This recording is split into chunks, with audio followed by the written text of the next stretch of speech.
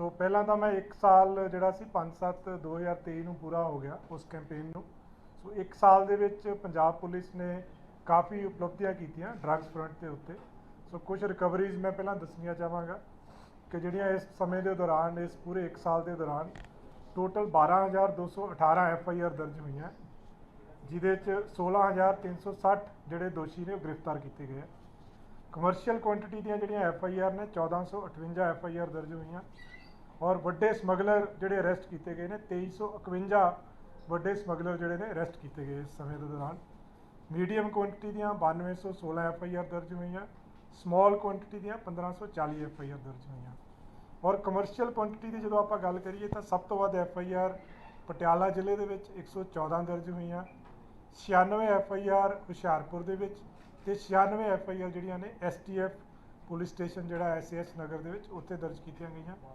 Total number of FIRs ਦੇ ਵਿੱਚ ਸਭ ਤੋਂ ਵੱਧ ਫਿਰੋਜ਼ਪੁਰ 'ਚ ਦਰਜ ਹੋਈਆਂ 795 FIR, ਫਿਰ 733 FIR ਪਟਿਆਲਾ 'ਚ ਦਰਜ ਹੋਈਆਂ ਤੇ 680 FIR ਜਿਹੜੀਆਂ ਨੇ ਉਹ ਕਮਿਸ਼ਨਰੇਟ ਅੰਮ੍ਰਿਤਸਰ ਦੇ ਵਿੱਚ ਦਰਜ ਹੋਈਆਂ।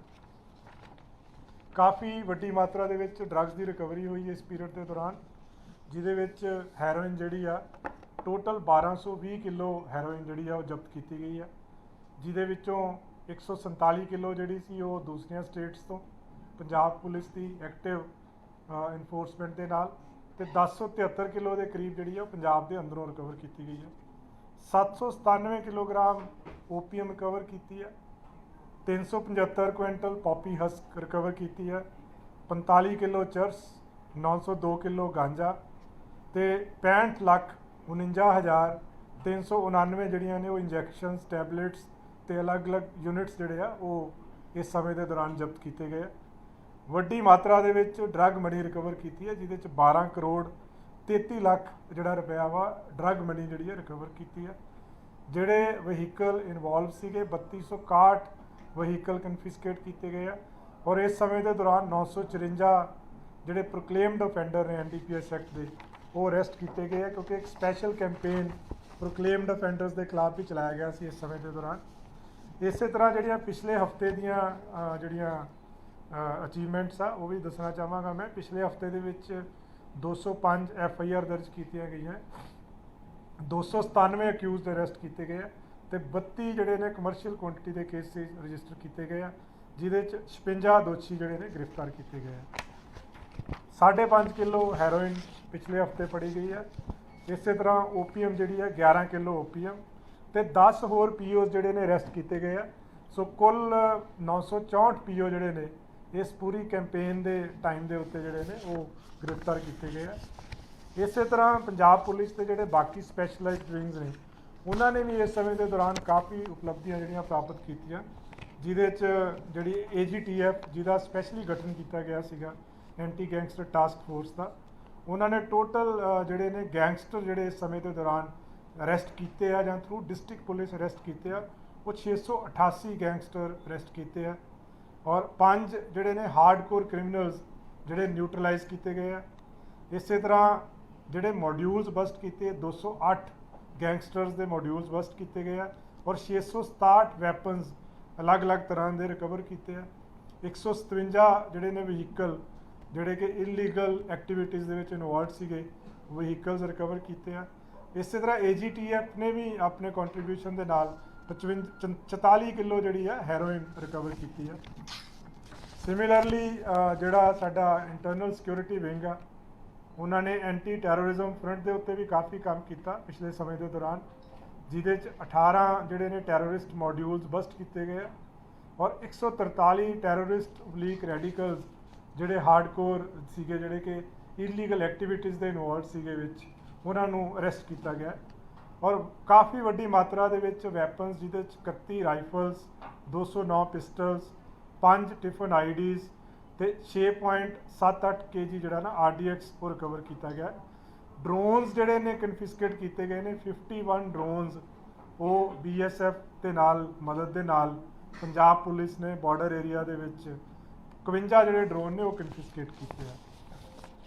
ਸਿਮਿਲਰਲੀ ਡਰੱਗਸ ਦੇ ਉੱਤੇ ਹੀ ਜਦੋਂ ਆਪਾਂ ਗੱਲ ਕਰਦੇ ਹਾਂ ਤਾਂ ਕਾਫੀ ਆਪਾਂ ਇੱਕ ਕੈਂਪੇਨ ਚਲਾਈ ਸੀਗੀ ਕਿ ਜਿਹੜੇ ਵੱਡੇ ਸਮਗਲਰਸ ਆ ਉਹਨਾਂ ਦੀਆਂ ਪ੍ਰੋਪਰਟੀਜ਼ ਜ਼ਬਤ ਕੀਤੀਆਂ ਜਾਣ।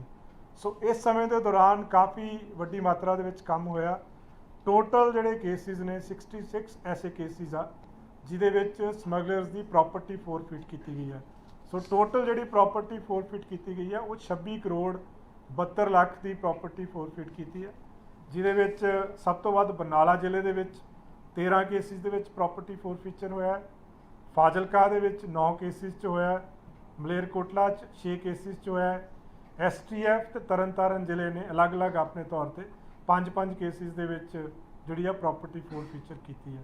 ਸੋ ਇਸ ਦੇ ਉੱਤੇ ਹੋਰ ਕੈਂਪੇਨ ਜਿਹੜੀ ਆ ਜਾਰੀ ਹੈ, ਕਿਉਂਕਿ NDPS ਐਕਟ ਦੇ ਵਿੱਚ ਸਪੈਸ਼ਲ ਪ੍ਰੋਵੀਜ਼ਨ ਆ ਕਿ ਜਿਹੜੇ ਵੀ ਲੋਕ ਕਮਰਸ਼ੀਅਲ ਕੁਆਂਟੀਟੀ ਦੇ ਵਿੱਚ ਇਨਵੋਲਵਡ ਨੇ ਜਾਂ ਜਿਨ੍ਹਾਂ ਨੂੰ ਕਨਵਿਕਸ਼ਨ ਹੁੰਦੀ ਆ ਉਹਨਾਂ ਦੀ ਪ੍ਰਾਪਰਟੀ ਫੋਰਫੀਚਰ ਦਾ ਕੰਪੀਟੈਂਟ ਅਥਾਰਟੀ ਤੋਂ ਅਪਰੂਵਲ ਲੈ ਕੇ ਪ੍ਰਾਪਰਟੀ ਫੋਰਫੀਚਰ ਦਾ ਪ੍ਰੋਵੀਜ਼ਨ ਆ, ਜਿਹਦੇ ਨਾਲ ਜਿਹੜੇ ਲੋਕ ਵੱਡੇ ਸਮਗਲਰ ਡਰੱਗਸ ਦੇ ਵਿੱਚ ਇਨਵੋਲਵ ਨੇ ਉਹਨਾਂ ਨੂੰ ਬਹੁਤ ਜ਼ਿਆਦਾ ਸੇਕ ਲੱਗਦਾ ਹੈ, ਇੱਕ ਤਰ੍ਹਾਂ ਦਾ ਲੱਕ ਤੋੜਨ ਵਾਲੀ ਗੱਲ ਸਾਬਤ ਹੁੰਦੀ ਆ। ਸੋ ਸਾਰੇ ਜ਼ਿਲ੍ਹੇ ਇਸ ਦੇ ਉੱਤੇ ਸਪੈਸ਼ਲ ਕੈਂਪੇਨ ਚਲਾ ਕੇ ਅੱਗੇ ਵੀ ਲੱਗੇ ਹੋਏ ਆ ਔਰ ਆਉਂਦੇ ਦਿਨਾਂ ਦੇ ਵਿੱਚ ਹੋਰ ਵੀ ਬਹੁਤ ਸਾਰੇ ਪ੍ਰਾਪਰਟੀ ਫੋਰਫੀਚਰ ਦੇ ਜਿਹੜੇ ਮਾਮਲੇ ਉਹ ਦੇਖਣ ਨੂੰ ਮਿਲਣਗੇ ਆਪਾਂ ਨੂੰ।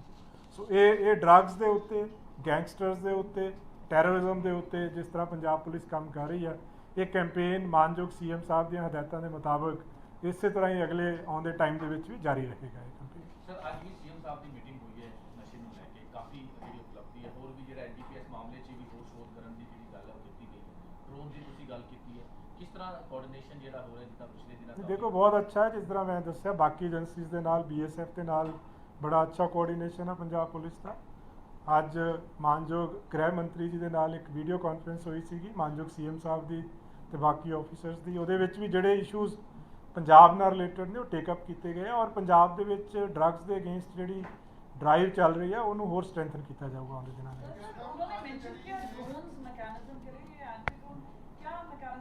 नहीं वो अलग है जी, दैट इज़ वेरी टेक्निकल, उसमें अभी बहुत सारी डेवलपमेंट्स चल रही हैं। BSF भी वर्क कर रही है, स्टेट पुलिस हमारे लोग भी उसमें, हमने भी एक टीम बनाई है, वो भी कर रहे हैं और सेंट्रल लेवल पे भी ये चल रहा है। तो इसको बेसिकली टेक्नोलॉजी है कि उसको डिटेक्ट किया जाए और डिटेक्ट करने के बाद प्रॉपर इन्वेस्टिगेशन हो फर्दर आगे। जे 51 का जो एक साल में जो इंटरनल सिक्योरिटी विंग ने पंजाब पुलिस ने बॉर्डर एरिया में जो कन्फिस्केट किए हैं वो 51 एक साल का है, जुलाई से लेके अब तक का। जब से हमने ये कैंपेन, ये जो स्पेशल कैंपेन हमने शुरू की थी ये 5 जुलाई से स्टार्ट की थी, तो ये 5 जुलाई से लेके अब तक का आंकड़ा है जो 51 22 से 23 तक।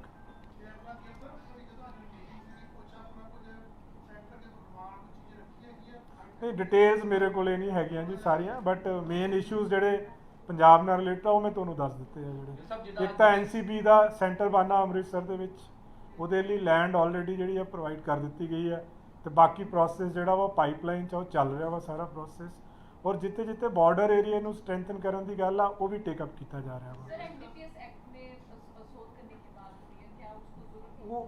ਉਹ ਅਜੇ ਕੁਝ ਪ੍ਰੋਵੀਜ਼ਨਸ ਆ, ਉਹ ਜੇ ਡਿਟੇਲਸ ਫਰਦਰ ਸ਼ੇਅਰ ਕਰਾਂਗੇ ਤੁਹਾਡੇ ਨਾਲ। ਸਰ ਪੰਚਾਇਤ ਦੇ ਨਾਲ ਕੋਆਰਡੀਨੇਸ਼ਨ ਕਰਨ ਦੀ ਗੱਲ ਕੀਤੀ ਗਈ ਹੈ CM ਸਾਹਿਬ ਵੱਲੋਂ ਜੀ ਪਿੰਡਾਂ ਦੇ ਜਿਹੜਾ ਪੰਚਾਇਤ ਉਹ ਕਿਸ ਤਰ੍ਹਾਂ ਹੁਣ ਕੋਆਰਡੀਨੇਟ ਕਰੋਗੇ, ਕੋਈ ਰਣਨੀਤੀ ਤਿਆਰ, ਕੋਈ ਰੋਡ ਮੈਪ ਤਿਆਰ ਕੀਤਾ? ਨਹੀਂ ਉਹਦਾ ਇੱਕ ਰੋਡ ਮੈਪ ਤਿਆਰ ਕਰਾਂਗੇ। ਦੇਖੋ ਸਾਰੇ SSPs ਨੂੰ CPs ਨੂੰ ਇੱਕ ਹਦਾਇਤਾਂ ਸੀ ਕਿ ਕਮਿਊਨਿਟੀ ਨੂੰ ਇਨਵੋਲਵ ਕੀਤਾ ਜਾਵੇ ਡਰੱਗਸ ਦੇ ਵਿੱਚ, ਕਿਉਂਕਿ ਇਨਫੋਰਸਮੈਂਟ ਇੱਕ ਪਾਰਟ ਆ ਜਿਹੜਾ ਪੁਲਿਸ ਕਰਦੀ ਆ, ਜਿਹੜਾ ਆਪਾਂ ਜਿਹਦੀ ਆਪਾਂ ਗੱਲ ਕਰ ਰਹੇ ਇਨਫੋਰਸਮੈਂਟ ਆ, ਇਹਦੇ ਵਿੱਚ ਹੋਰ ਬਾਕੀ ਐਕਟੀਵਿਟੀਜ਼ ਦੀ ਵੀ ਜ਼ਰੂਰਤ ਆ, ਲੋਕਾਂ ਦੀ ਇਨਵੋਲਵਮੈਂਟ ਦੀ ਜ਼ਰੂਰਤ ਆ, ਅਵੇਅਰਨੈਸ ਦੀ ਜ਼ਰੂਰਤ ਆ। ਸੋ ਪੰਚਾਇਤਾਂ ਨੂੰ ਐਕਟਿਵਲੀ ਇਨਵੋਲਵ ਕੀਤਾ ਜਾਏਗਾ ਇਸ ਚੀਜ਼ ਵਿੱਚ। ਸਰ ਤੁਸੀਂ 1 ਸਾਲ ਹੋ ਗਿਆ ਹੈ ਪ੍ਰੋਜੈਕਟ ਚਲਾਇਆ ਹੋਇਆ ਹੈ, ਕਮਿਊਨਿਟੀ ਨੂੰ ਇਨਵੋਲਵ ਕਰਨ ਦੀ ਗੱਲ ਕਰ ਰਹੇ ਹੋ। ਰੀਸੈਂਟਲੀ ਕੇਸ ਮਾਨਸਾ ਤੋਂ ਸਰਫੇਸ ਹੋਇਆ ਹੈ, ਕ੍ਰੂਸੇਡਰ ਡਰੱਗ ਕ੍ਰੂਸੇਡਰ ਹੈ ਉਹ ਗੁਰਵਿੰਦਰ ਸਿੰਘ ਝੋਟਾ, ਉਸਨੇ ਡਰੱਗ ਜਿਹੜੇ ਸੇਲ ਕਰਨ ਦੇ ਐਕਚੁਅਲੀ ਸੀਗੇ ਬੰਦੇ ਉਹਨਾਂ ਨੂੰ ਪਕੜਿਆ ਹੈ, ਉਸ ਤੋਂ ਬਾਅਦ ਚ ਪੁਲਿਸ ਉਹਨੂੰ ਚੱਕ ਕੇ ਲੈ ਗਈ ਔਰ ਜੁਡੀਸ਼ੀਅਲੀ ਕਸਟਡੀ ਚ ਉਹਨੂੰ ਭੇਜ ਦਿੱਤਾ ਗਿਆ ਜੇਲ੍ਹ। ਤੇ ਇਹਦੇ ਬਾਰੇ ਥੋੜਾ ਜਿਹਾ ਜਾਣਨਾ ਮੇਰੇ ਕੋਲੇ ਨਹੀਂ, ਮੈਨੂੰ ਇਹਦੇ ਬਾਰੇ ਨਹੀਂ, ਇਹ ਤਾਂ ਲੋਕਲ ਪੁਲਿਸ ਜਿਹੜੀ ਆ ਜਾਂ SSP ਮਾਨਸਾ ਹੈ ਉਹਨਾਂ ਦੇ ਕੋਲੇ ਜ਼ਿਆਦਾ ਡਿਟੇਲ ਹੋਏਗੀ। ਜੇ ਤੁਹਾਨੂੰ ਚਾਹੀਦੀ ਆ ਡਿਟੇਲ ਲੈ ਕੇ ਸ਼ੇਅਰ ਕਰ ਦਿੱਤੀ ਜਾਊਗੀ। ਨਹੀਂ ਇੱਕ ਕੇਸ ਬਾਰੇ ਆਪਾਂ ਟਿੱਪਣੀ ਨਹੀਂ ਕਰ ਸਕਦੇ, ਕਿਉਂਕਿ ਜਦੋਂ ਤੱਕ ਡਿਟੇਲਸ ਪਤਾ ਨਾ ਹੋਣ ਜੀ ਉਦੋਂ ਤੱਕ ਕਿਸੇ ਵੀ ਚੀਜ਼ ਬਾਰੇ ਟਿੱਪਣੀ ਕਰਨੀ ਇੰਪੋਸੀਬਲ ਆ। ਕਮਿਊਨਿਟੀ ਦੀ ਇਨਵੋਲਵਮੈਂਟ ਜਿਹੜੀ ਆ ਉਹ ਕਈ ਤਰ੍ਹਾਂ ਨਾਲ ਹੁੰਦੀ ਹੈ, ਜਿਸ ਤਰ੍ਹਾਂ ਹੁਣ ਬਹੁਤ ਸਾਰੇ ਜ਼ਿਲ੍ਹਿਆਂ ਦੇ ਵਿੱਚ SSPs ਨੇ ਸਪੈਸ਼ਲੀ ਸਪੋਰਟਸ ਪ੍ਰੋਗਰਾਮ ਸ਼ੁਰੂ ਕੀਤੇ ਹੋਏ ਆ। ਯੂਥ ਦੀ ਇਨਵੋਲਵਮੈਂਟ ਚਾਹੀਦੀ ਆ, ਪੰਚਾਇਤ ਦੀ ਇਨਵੋਲਵਮੈਂਟ ਚਾਹੀਦੀ ਆ, ਜਿਹੜੇ ਇੱਕ ਪਾਰਟਿਕੂਲਰ ਏਜ ਗਰੁੱਪ ਤੋਂ ਆਪਾਂ ਉਹਨੂੰ ਕੈਟੇਗਰਾਈਜ਼ ਕਰ ਸਕਦੇ ਹਾਂ ਉਸ ਤੋਂ ਥੱਲੇ ਉਸ ਤੋਂ ਉੱਤੇ ਦੇ ਸਾਰਿਆਂ ਦੀ ਇਨਵੋਲਵਮੈਂਟ ਚਾਹੀਦੀ ਹੈ।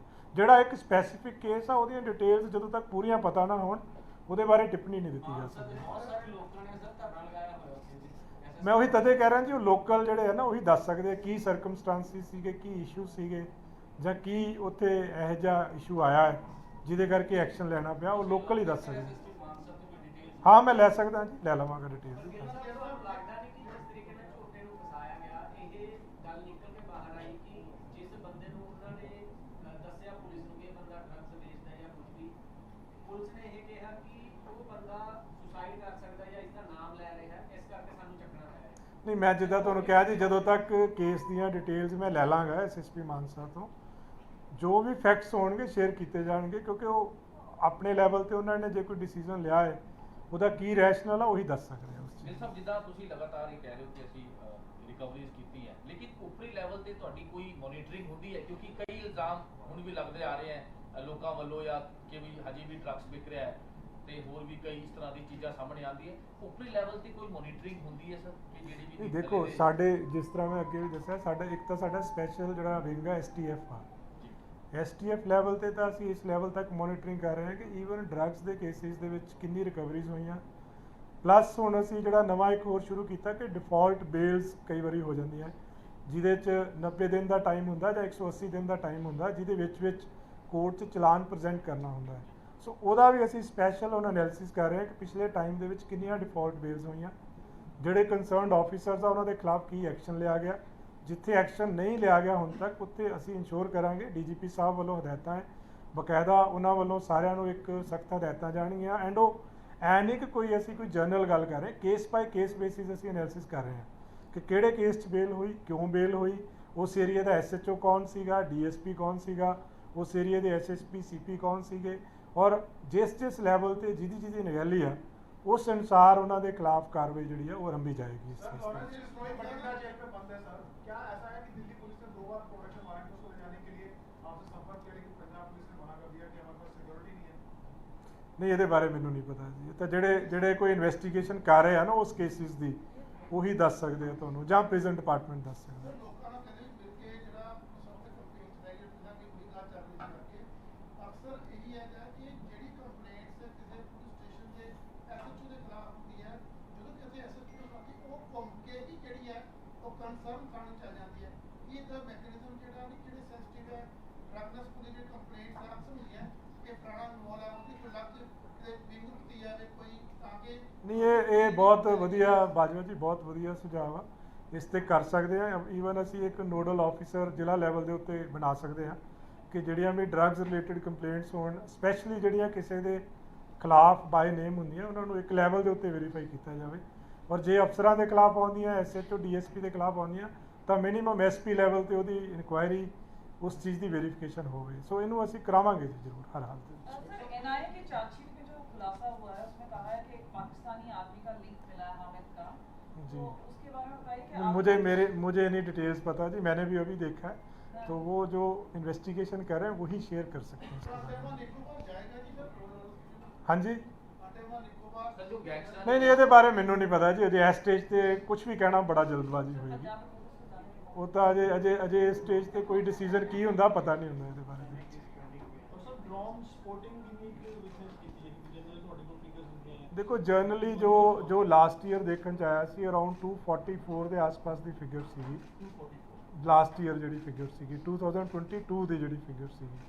ਸੋ ਜਿਹੜੇ ਕਨਫਿਸਕੇਟ ਕੀਤੇ ਗਏ ਆ 22 ਤੋਂ ਲੈ ਕੇ ਹੁਣ ਤੱਕ 5-7-22 ਤੋਂ ਕਹਿ ਲਓ ਫਿਗਰ ਅਸੀਂ ਪਿਕ ਕੀਤੀ ਆ, ਉਹ 51 ਜਿਹੜੇ ਨੇ ਉਹ ਕਨਫਿਸਕੇਟ ਕੀਤੇ ਗਏ ਆ। 244 ਹੈਗਾ that period only? 244 is figure of 2022 total year the.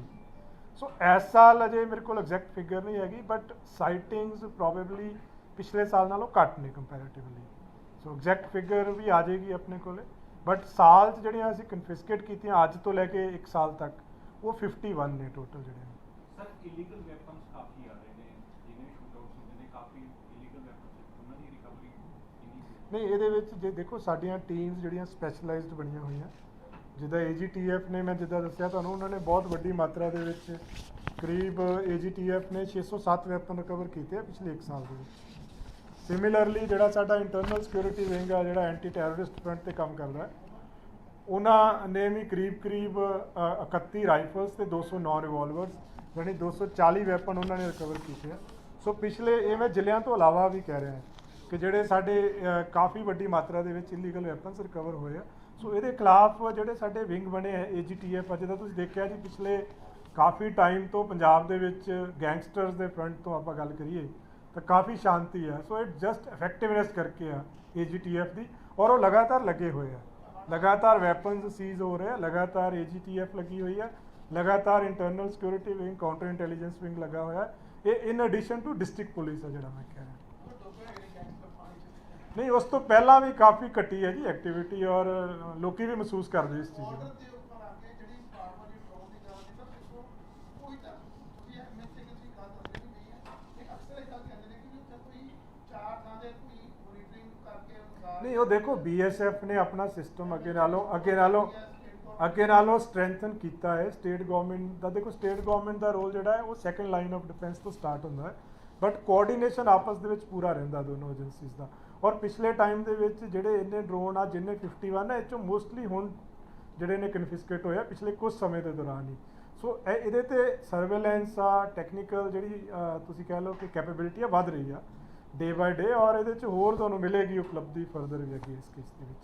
IFC को भी रोपिन किया था ना? वो हमने फोरेंसिक के लिए देखो, हमने एक ऑफिसर्स की टीम बनाई है। ऑफिसर्स ने काफ़ी जगह पे विजिट किया था टू स्ट्रेंथन दिस टेक्नोलॉजी। उसमें जो इन्वेस्टिगेशन वाला पार्ट है उसमें हम काफ़ी कैपेबल हो गए हैं उसमें, कि ड्रोन जब कन्फिस्केट हो जाता है उसके बाद जो इन्वेस्टिगेशन है उस पर काफ़ी हमें कहाँ से लॉन्च हुआ, कहाँ पे लैंड हुआ, ये चीज़ें हमें अब मतलब कुछ पता चल रही हैं।